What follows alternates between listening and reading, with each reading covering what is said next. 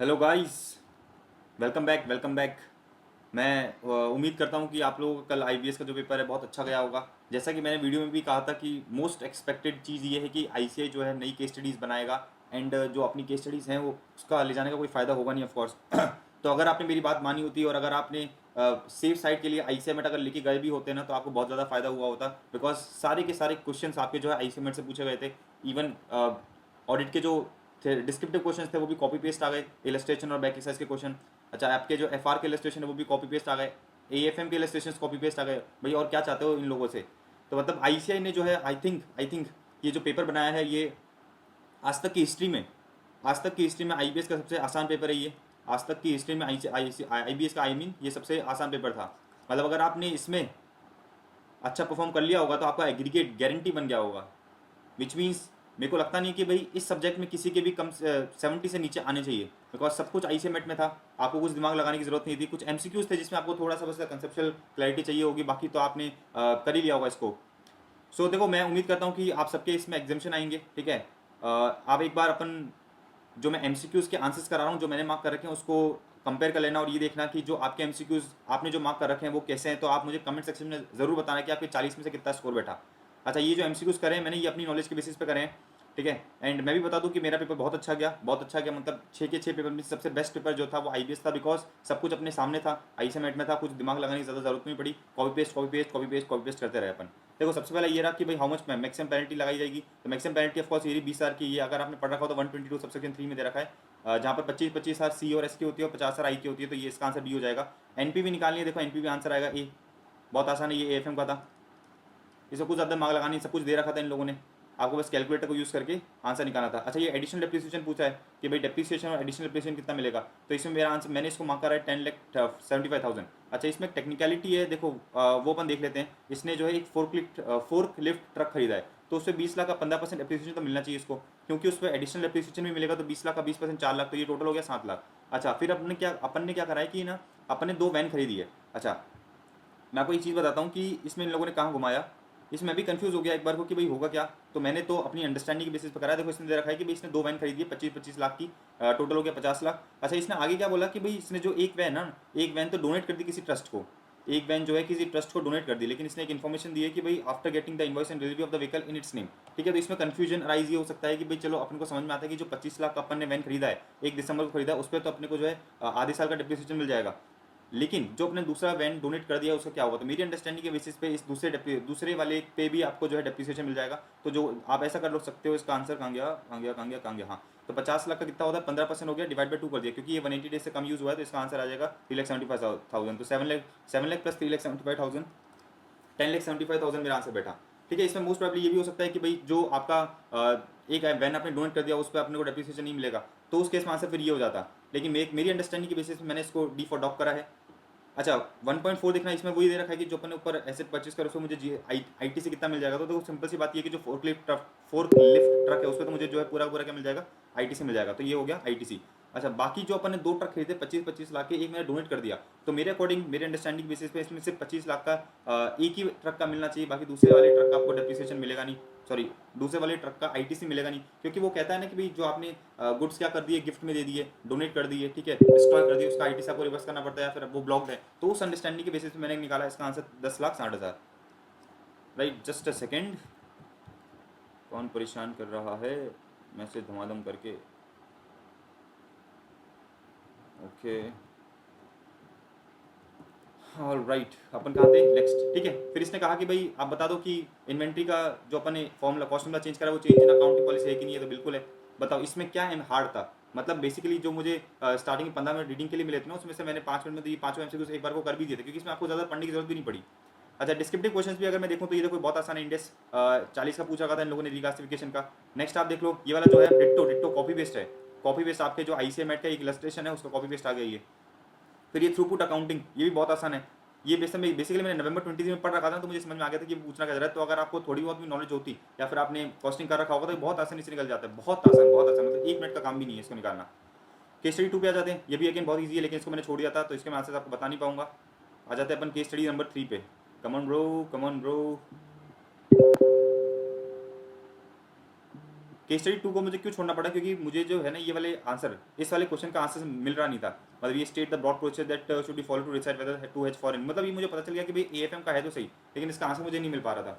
तो मैंने बोला कि भाई देख लेंगे बाद में, कोई दूसरा सम नहीं मिलेगा तो इसमें दिमाग लगाना ही, लेकिन फिर बाकी जो सारे क्वेश्चन थे वो अपने आसानी से हो गए थे। अच्छा, इसका डिस्क्रिप्टिव बहुत आसान है, ये भी देखो, मर्जर एंड एक्विजिशन का क्वेश्चन आ गया, डिट्टो कॉपी पेस्ट। अगेन देखो ये आ गया इंटरनल ऑडिट का। इंटरनल ऑडिट आपका जो ऑडिट में है, एक चैप्टर है, उसमें अपन को कुछ बता रखा है कि भाई किस किस कंपनी को जो है इंटरनल ऑडिटर को अपॉइंट करना है। आ जाते हैं केस स्टडी नंबर 3 पे, ये भी बहुत आसान है। अब देखना केस स्टडी नंबर 3 दिखाते हैं आपको। देखो ये दे रखा है कि भाई अपनी को जो है ना क्लोजिंग स्टॉक कितने पे वैल्यू करना है, तो अपने को पता है कॉस्ट और NRV which ever is lower पे वैल्यू करते हैं, तो आंसर आएगा 4,25,000। नेक्स्ट आ जाओ कि भाई इसने वेबसाइट बनाई, उसके कुछ नॉन कंप्लाइंसेस करे तो हम बताएंगे कि भाई नहीं, ये वाली जो इसने बनाई है प्रोफेशनल मिसकंडक्ट के लायबल होगा। आ जाते हैं आगे, ये कह रहा है कि भाई अपन ने कोई डिमांड वामांड निकली थी उसकी आईटीसी पे करी, तो आपको आईटीसी मिलेगा क्या नहीं मिलेगा। नेक्स्ट आ जाओ एडिशनल पी डिपॉजिट, ये भी आसान है, 20% आपको जमा कराना रहता है, तो जो भी इसका दे रखा था क्वेश्चन में अमाउंट, उसका 20% निकालोगे तो 64 करोड़ आ जाएगा। एंड लास्ट देखना आप, लास्ट ये दे रखा है कि भाई ये लिक्विडेटर अपॉइंट हुआ है कि नहीं है। बहुत आसान है, अगर आपने लॉ पढ़ रखी होती, लॉ में मतलब अगर पढ़ भी नहीं रखा होता लेकिन आपको पता होता कि भाई कौन से चैप्टर से आया, तो आपको तो जाते हैं डिक्टो लाइन मिल जाती है आपको। तो बताओ एमसीक्यू इसमें हार्ड है क्या? बिल्कुल डिफिकल्ट नहीं है एमसीक्यू, आप एमसीक्यू की लाइन ही पढ़ोगे आपको समझ में आ जाएगा कि भाई ये पूछना क्या चाह रहा है। तो मैं तो आईसीए से अभी भी बहुत इंप्रेस्ड हूँ कि भाई आईसीए बच्चों के लिए इतना कर रहा है। आप लोग भी थोड़े एफर्ट्स दोगे तो आपका भी आराम से क्लियर हो जाता एंड हो जाएगा। अच्छा ये देखना, ये वेरिएबल कंसिडरेशन डिट्टो इलस्ट्रेशन है, ये आपका इंडेक्स 115 का डिट्टो इलस्ट्रेशन कॉपी पेस्ट आ गया। फिर देखना ये वाला डिट्टो डिट्टो कॉपी पेस्ट है अपना ऑडिट का। फिर देखना ये कॉपी पेस्ट डीटी में एक क्वेश्चन था बैक एक्सरसाइज का, कॉपी पेस्ट आ गया ये। और क्या चाहते हो भाई, क्या चाहते हो यार आईसीआई से तुम लोग, इतना आईसीआई कर रही हो तुम्हारे लिए यार। मैंने बच्चों को बोला था कि भाई बेटा आईसीआई में लेके जाना, अगर तुमको जरूरत नहीं पड़ता तो भी ले जाओ, लेकिन नहीं सुनते नहीं बच्चे। बच्चे अपने आप को क्या 30 मार्क कहाँ समझते हैं, बट ठीक है अब क्या कर सकते हैं। अच्छा नेक्स्ट आ जाओ, ये भी बहुत आसान क्वेश्चन था, क्वेश्चन नंबर 4। देखना ये पूछ रहा है पहले तो कि भाई, अच्छा ये इसमें थोड़ा मैं कंफ्यूज हो गया था, मैंने होल्ड पे भी डाला था इसको उस समय। तो क्या दे रखा है कि एक ऑडिटर है, had Rajesh accepted the offer to manipulate the information in a prospectus in order to obtain favorable financing to Delta Limited, he would be subjected to। मतलब बेसिकली कोई डेल्टा लिमिटेड मेरे को लगता है एक कंपनी है, ठीक है, डेल्टा लिमिटेड एक कंपनी है, मैं ऑडिटर हूँ, मैंने इसके प्रोस्पेक्टस में क्या करना है, कुछ मैनिपुलेट करना है इन्फॉर्मेशन ताकि इसको फाइनेंसिंग मिल जाए। अब सवाल आता है कि अगर मैं ऐसा कर देता तो मुझ पर कौन सा थ्रेट अराइज हो जाता, तो इसमें मैं कंफ्यूज हो गया कि भाई एक्चुअली वो हो गया। देखो फैमिलिटी थ्रेट तो है नहीं ऑफकोर्स, मेरा अकॉर्डिंग सेल्फ इंटरेस्ट थ्रेट भी होगा नहीं, क्योंकि इसमें मेरा इंटरेस्ट नहीं है ना, उस कंपनी में मेरा इंटरेस्ट फाइनेंशियल इंटरेस्ट कुछ है नहीं। सेल्फ रिव्यू थ्रेट हो सकता है, और एक होता है एडवोकेसी थ्रेट। तो एडवोकेसी थ्रेट थोड़ा मुझे ज़्यादा सूटेबल लगा। एडवोकेसी थ्रेट का मतलब बेसिकली होता है ये कि भाई मैं क्लाइंट के इंटरेस्ट को इस हद तक प्रमोट कर रहा हूँ कि भाई मेरी ऑब्जेक्टिविटी कॉम्प्रोमाइज हो रही है। तो इधर बेसिकली मैं क्या कर रहा हूँ, क्लाइंट के प्रोस्पेक्टस को मैनिपुलेट कर रहा हूँ इन्फॉर्मेशन। तो आई थिंक इसकी जो है क्या हो रही है, ऑब्जेक्टिविटी कॉम्प्रोमाइज हो रही है। तो उस बेसिस पे मैंने जो है इसका आंसर एडवोकेसी थ्रेट करा है, लेकिन इससे मुझे डाउट है कि इसका दूसरा भी कुछ हो सकता है आंसर। अच्छा ये वाला देख लो, बहुत आसान है ये भी। इसमें क्लॉज 1 पे इसमें टेस्ट कर रखा है आपका जो clause 1 of part 1 of first schedule to C act, उसमें ना ये गिल्टी है क्योंकि इसने क्या करा, किसी दूसरे पर्सन को अलाउ कर दिया to practice in his name unless that person is CA in practice and is in partnership with him और एम्प्लॉयड बाय हिम, ऐसा कुछ प्रोविजन है। तो जिस पर्सन को मैंने अलाउ करा वो सीए प्रैक्टिस नहीं था, तो मैं गिल्टी हो जाऊंगा प्रोफेशनल मिसकंडक्ट का। अच्छा ये भी बहुत आसान है, ये भी आपका लॉ का एक इलस्ट्रेशन आया था, इलस्ट्रेशन ही लॉ का एक क्वेश्चन है। तो इसमें देखो पूछ रहा क्या है कि भाई अनसिक्योर्ड क्रेडिटर का वोटिंग शेयर्स क्या होता है। तो देखो अगर आपने कुछ पढ़ रखा होगा ना तो आपको समझ में आएगा कि भाई इन लोगों ने एक इन्फॉर्मेशन दे रखी है इधर, ये देखो ये रहा। तो प्रोविजन ये कहता है कि भाई आपका जो अनसिक्योर्ड क्रेडिट, आपके टोटल फाइनेंशियल क्रेडिटर्स हैं, इसमें जो अनसिक्योर्ड क्रेडिट का 150 लाख है, तो इसका प्रपोर्शन निकाल दो, 100 200 300 ये टोटल मिला के 800 हो जाता है। तो 200 300 400 500 600 700 800, तो 150 डिवाइड बाय 800 करोगे ना तो आंसर आपका आ जाएगा 18.75।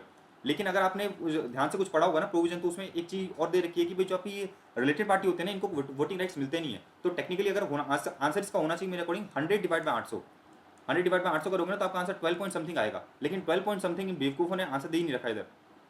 अब पता नहीं अपन ही बेवकूफ़ हैं या फिर आईसीआई से गलती हो गई है, क्योंकि 12 पॉइंट समथिंग वाला आंसर है नहीं, इसलिए मेरे को मजबूरन ये करना पड़ा। नहीं तो लॉजिकली आंसर होना चाहिए 100 डिवाइड बाय 800 इंटू 100, तो करोगे तो 12 पॉइंट समथिंग आएगा, जो कि ऑप्शन नहीं है। तो फिर मुझे मजबूरन क्या करना पड़ा, 150 डिवाइड बाय 800 इंटू 100, उसके बेसिस पर आंसर ये आएगा। तो ये भी मुझे डाउट है कि भाई आईसीआई ने गलत कर रखा है फिर क्या है। आगे बढ़ते हैं, ये देखो ग्लो साइन बोर्ड्स पे मैंने खर्चा करा है, क्या है, रेवेन्यू खर्चा है, कुछ सोचना ही नहीं है इसमें। तो material usage variance will not be affected by, अगर आपने आईसीएमएट लेके गए होंगे तो उसमें डब्बा दे रखा है, डब्बे में इतने सारे फैक्टर्स बता रखे हैं, उसमें से ये वाला फैक्टर आपको नहीं मिलेगा, तो बस इसको टिक मार के आ जाओ, ये सोचना ही नहीं है कुछ यार, इतना आसान क्वेश्चन। अच्छा देखना ये पूछ रहा है कि भाई income chargeable to tax, income chargeable to tax क्या होगी, ठीक है। तो ये बहुत आसान है, इतना आसान डीटी का क्वेश्चन तो आ ही नहीं सकता 8 मार्क्स में। देखो मैं बताता हूँ क्या क्या दे रखा था, बहुत आसान, लल्लू लल्लू। देखो नेट प्रॉफिट दे रखा था अपने को कितना 505 का। फिर देखो इसने दे रखा है कि भाई अपन को जो है फ्री में 15 लाख की क्या मिल गई, टिकट मिल गई, तो ऐड हो जाएगा नेट प्रॉफिट में। इन लोगों ने ऐड नहीं कर रखा। फिर इसने कहा कि भाई सप्लायर ने क्या करा, 10 लाख की जगह 7 लाख मांगे, तो 3 लाख मुझे क्या करना पड़ेगा, ऐड बैक करना पड़ेगा। फिर देखो इसने दे रखा है कि भाई अपने जो इंटरेस्ट थे उसको मैंने पे नहीं करा था, अब मैंने क्या करा, इंस्टॉलमेंट्स में पे कर दिया, तो 2 इंस्टॉलमेंट्स पे कर दी, तो 2 इंस्टॉलमेंट्स का मुझे डिडक्शन मिल जाएगा 3.2 लाख का। फिर देखना इसने क्या करा, रेमिट कर दिया, बिना रेमिट कर दिया, लेकिन टीडीएस ड्यू डेट से पहले जमा करा दिया, तो बिल्कुल खर्चा आपका अलाउड है, कोई दिक्कत ही नहीं है। फिर आगे देखना ये रूल 6DD40A3 वाला है कि भाई मैंने जो है एक बंदे को पेमेंट करा है जो 15 दिन या 15 एटलीस्ट 15 दिन बाहर काम करा था, उधर उसका बैंक अकाउंट नहीं था, मैंने टीडीएस काट दिया, मैंने कैश में सैलरी पे करी, तो अलाउड है, कोई दिक्कत नहीं है। अगर आपने रूल 6DD के एक्सेप्शंस पढ़ रखे होंगे, मैंने 75,000 इलेक्ट्रॉल ट्रस्ट में कंट्रीब्यूट कर दिया, लेस कर दो, नीचे जाके 80 GGB में आपको डिडक्शन मिल जाएगा, वेरी इजी यार। 8 नंबर में इससे आसान तो मिल नहीं सकता भैया। आगे बढ़ते हैं। फिर देखो इसने क्या पूछा, इवैल्यूएशन ऑफ टू मिसल डिट्टो कॉपी पेस्ट बोले तो एफआर का जो है एडवांस, सॉरी एएफएम का capital budgeting, advance capital budgeting करके जो चैप्टर नंबर 3 नया ऐड हुआ था ना, कॉपी पेस्ट डाल दिया इन लोगों ने, बस फिगर चेंज कर दिए। फिर देखना ये भी बहुत आसान है, चैरिटेबल ट्रस्ट का क्वेश्चन आया था कि भाई उसमें एक ऑप्शन होता है ना कि भाई चैरिटेबल ट्रस्ट में अगर advancement of general public utility का मेरा पर्पस है, तो उसमें ये देखा जाता है कि भाई जो आपके बिजनेस एसेट्स हैं वो अप टू 20 लाख होने चाहिए। जस्ट मिनट में चेक करूँ, मेरे वीडियो तो चल रिकॉर्ड हो रही है ना, रिकॉर्डिंग याद, ओके डन।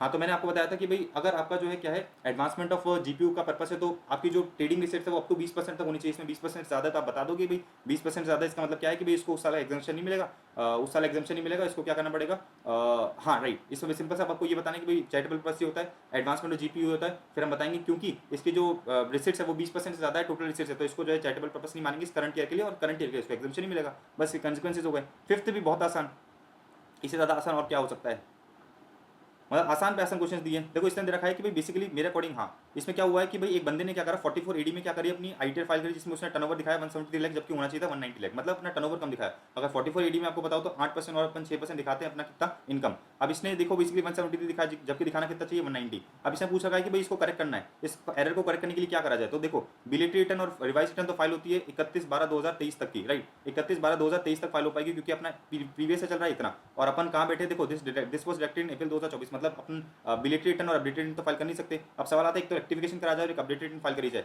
तो यार ये रेक्टिफिकेशन मेरे अकॉर्डिंग होना नहीं चाहिए, क्योंकि अपडेटेड रिटर्न फाइल करके अपन क्या करेंगे, ज़्यादा टैक्स पे करेंगे। तो इसमें मुझे डाउट था कि भाई रेक्टिफिकेशन करा जाए लेकिन अपडेटेड रिटर्न फाइल करी जाए, तो मेरे को लगता है कि इसमें अपडेटेड रिटर्न फाइल होगी, और अपडेटेड रिटर्न फाइल करके अपन क्या करेंगे, अपने टर्नओवर को करेक्ट कर देंगे। अच्छा रेक्टिफिकेशन का मतलब ये होता है कि भाई एक मिस्टेक अपरेंट फ्रॉम रिकॉर्ड 154 में जो होता है, तो मेरे हिसाब से ये मिस्टेक अपरेंट फ्रॉम रिकॉर्ड नहीं है, बिकॉज इसमें मेरी क्या हो रही है, इनकम बढ़ रही है, राइट।